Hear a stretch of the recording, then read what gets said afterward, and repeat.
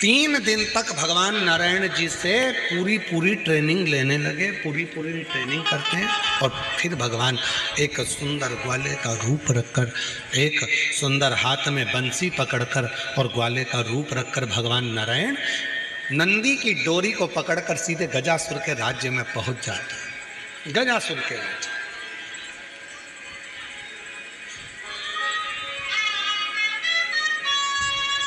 महाराज, आज भी नियम है,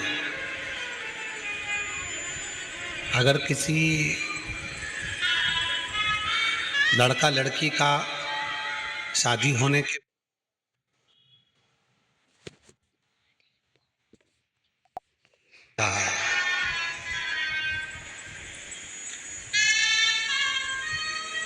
लड़की और लड़के का यदि तलाक हो रहा है और दोनों का अगर कहीं ना कहीं थोड़ा बहुत भी स्नेह है और उसमें से अगर दो में से कोई एक ने भी ठान लिया कि मुझे तलाक नहीं चाहिए,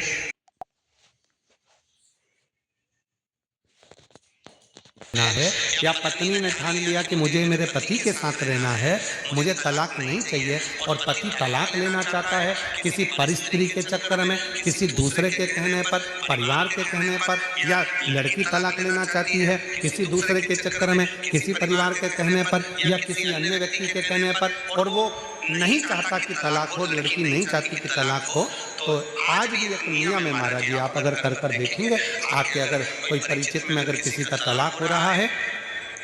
छूट रहा है, संबंध खत्म हो रहा है, तो आज भी महाराज श्री हरि और हर इन दोनों का संधा कर यदि नंदी से लेकर भगवान शंकर के शिवलिंग तक, नंदी से लेकर भगवान शंकर के शिवलिंग तक एक मौली को आप लोग क्या कहते हैं गुजरात में?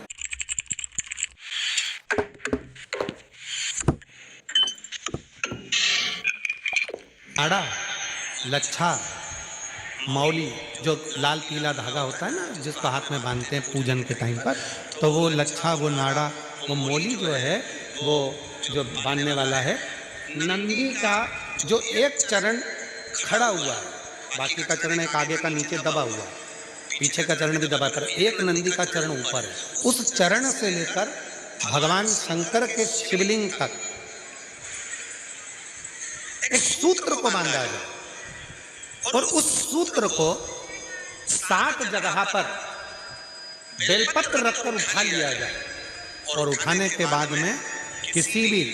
बेलपत्र के वृक्ष के नीचे वो 7 बेलपत्र समर्पित कर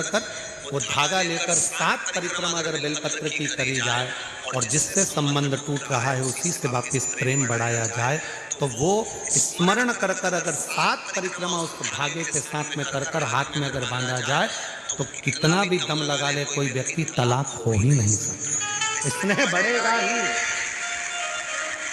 प्रेम बढ़ेगा ही, वो टूट नहीं सकता, उसको तोड़ा नहीं सकता। पर उसमें एक काम आपका भी चाहिए, आपकी वात्सल्यता, आपका प्रेम, आपकी करुणा और आपकी अच्छी सोच, अच्छे विचार, ये सब तो होगा, और साथ में अच्छे विचार होंगे, अच्छी सोच होगी, अच्छी करुणा होगी, अच्छी वात्सल्यता होगी, अच्छा स्नेह होगा, अच्छा प्रेम होगा, अच्छा मन होगा, तो ही तो सब श्रेष्ठ होगा, तभी तो श्रेष्ठ होगा। स्नेह को बढ़ाए, प्रेम को बढ़ाए। किसी शिवलिंग की प्राण प्रतिष्ठा होती है और सामने जो नंदी बैठता है, उस नंदी से शिवलिंग तक एक सूत्र जमीन के अंदर दबाया जाता है, जिसको सोमसूत्र भी कहते हैं। एक सोने का तार, चांदी का तार या तांबे का तार या पीतल का तार नंदी से लेकर शंकर भगवान के शिवलिंग तक उसको स्थापना के समय पर भूमि में उसको दबा दिया जाता है, शिव से नंदी तक के। शिव नंदी। कई लोग पूछते हैं गुरुजी इस तार का इतना महत्व क्यों होता है? क्या कारण होता है कि इस तार को दबाया जाता है, इस सूत्र को लगाया जाता है? आखिर इसका इतना महत्व क्यों होता है? क्या कारण है इसका? इसका कारण केवल एक होता है कि यदि मान लो कोई व्यक्ति शंकर भगवान के शिवलिंग में जाकर जल नहीं चढ़ा पाया, कोई शंकर जी के शिवलिंग तक नहीं पहुंच पाया, और मंदिर के बाहर से भी अगर वो निकल कर चले गया और उसके मन में कोई कामना आ गई, तो वो नंदी के कानों में पड़ जाती है और नंदी उसको शंकर भगवान तक कह देते हैं और व्यक्ति का कार्य सफल होना प्रारंभ होता है। सूत्र की इतनी प्रधानता, सूत्र की इतनी महत्व।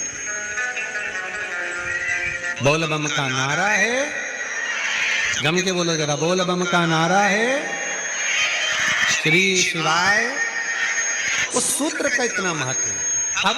भगवान नारायण ने नंदी को डोरी से बांध लिया। अब डोरी से बांधना कोई साधारण, शिव डोरी से बंधे हैं, समझिए, नंदी डोरी से, और ले गए।